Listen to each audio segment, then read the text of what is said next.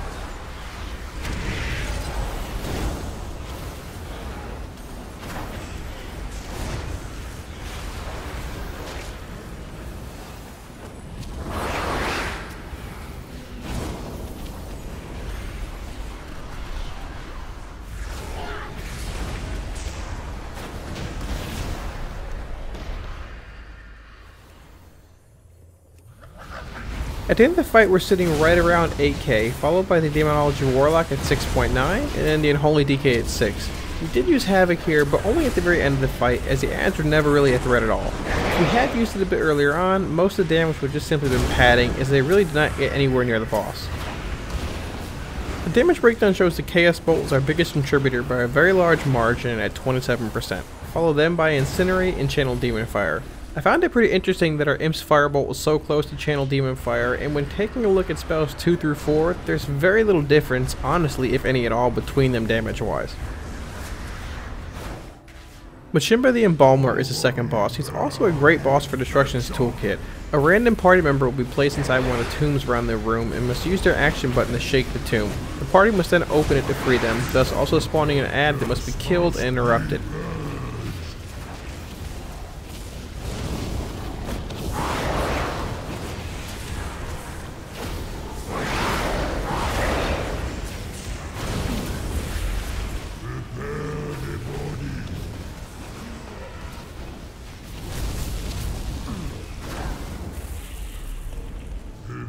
Infection. Remove the brain.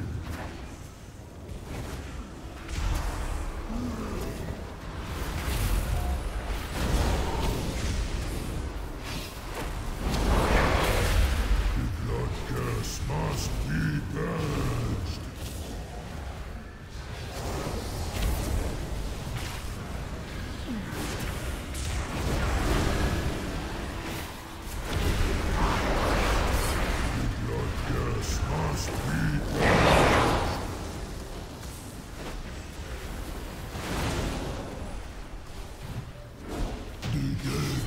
Must be preserved.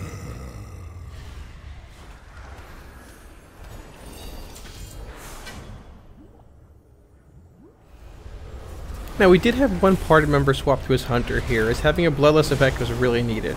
The damage meter has us in first, followed by the Demo Lock, and then the BM Hunter. Havoc is a really important tool here as well, as when the ad spawns, it must be interrupted at all times or it'll pretty much one-shot a party member. Being able to cleave both the boss and the ad down quickly is a huge plus. There's also a good bit of movement on the fight, which is another area where Demonology suffers a bit. The breakdown here shows Chaos Bolt as number 1 again, this time followed by Incinerate, our Imp's Firebolt, and then Conflagrate.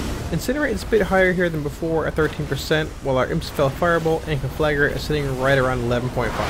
Heading into a Havoc window with less than 3 shards can easily be the cause of Incinerate being a bit higher here than before, but it could also just be due to the RNG as a whole.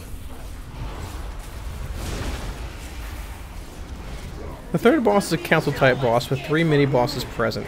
Each boss has an ability or 2 that must be dealt with in each phase, with some of its abilities, like the swirling weapons you'll see here in a minute, carrying over into the later phases.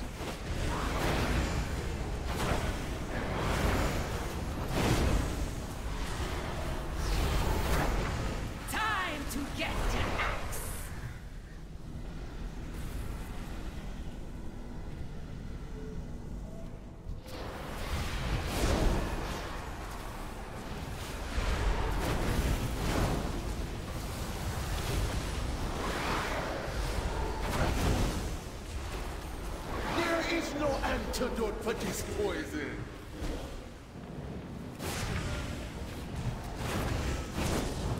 The elements answer my call.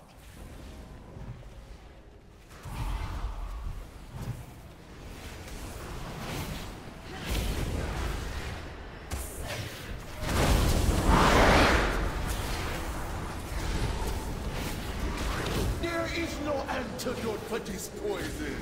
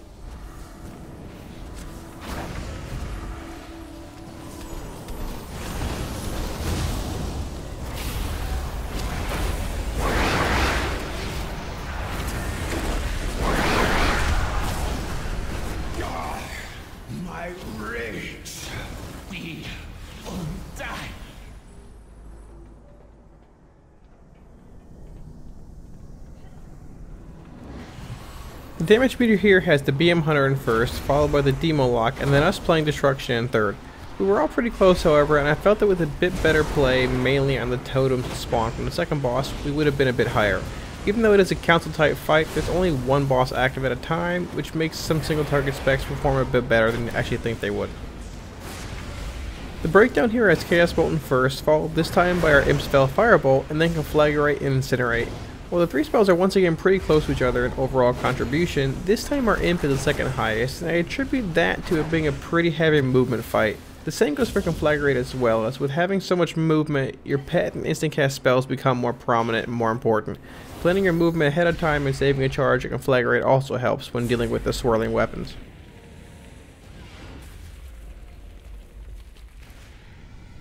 The final boss is King Dazar, and this is another awesome destruction fight. He spawns a raptor at both 80 and 60% that each have their own abilities that you have to deal with. The unfortunate part here though is that we're actually killing Dazar so quickly that we were getting a bit of an overlap with both raptors and the boss.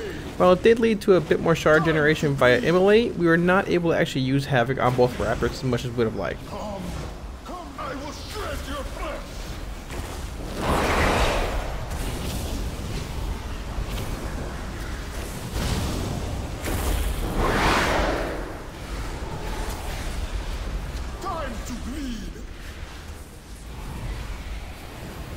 Even death cannot break the bond between us, my pets.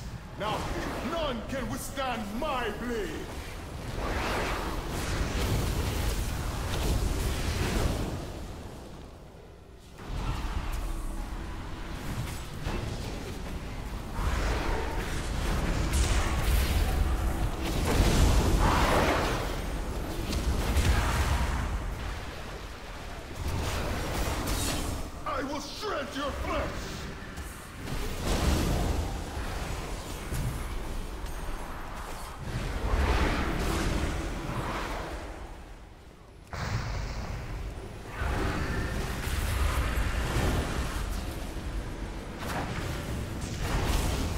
None can withstand my blade. Time to bleed.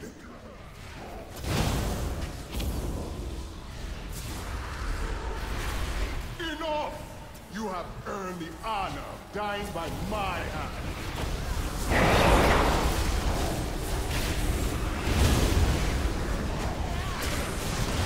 Time to bleed. My legs, I will shred your flesh. None can withstand my blade.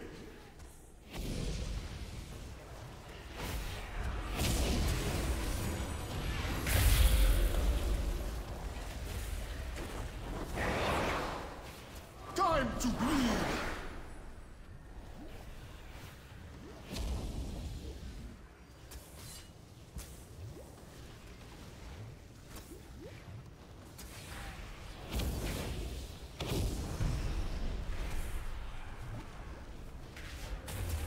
Time to bleed.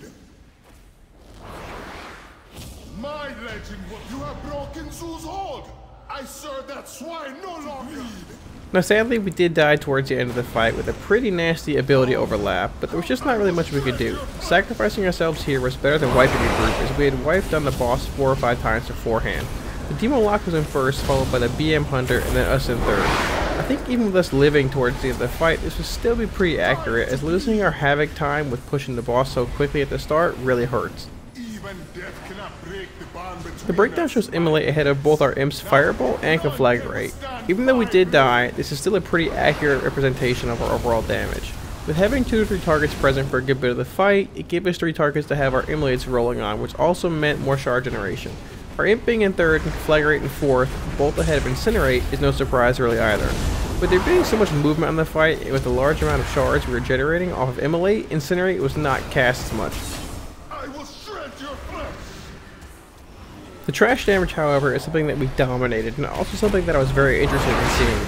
We were ahead of the rest of the group by about 1.5k DPS or so. I do keep in mind that the BM Hunter was playing his DK earlier, but I don't think it made that much of an impact overall. The breakdown has Chaos Bolt as our main ability, followed by Conflagrate, Immolate, and Channel Demon Fire. One of the main things I was curious to see was how much Cataclysm made up our overall damage, which we can see here was about 7.7%. We also need to factor in the fact that it applies Immolate to each target hit by it, which makes casting Cataclysm right into Channel Demon Fire a really nice chain of events. I know for a fact that one of the reasons Immolate is so high on trash was from Cataclysm applying it to each mob, so this is great and also really important to see when trying to decide between Fire and Brimstone and Cataclysm for future runs. Thanks so much for watching, guys. I really love how Destruction felt in King's Rest. I was also very impressed with Cataclysm as a talent.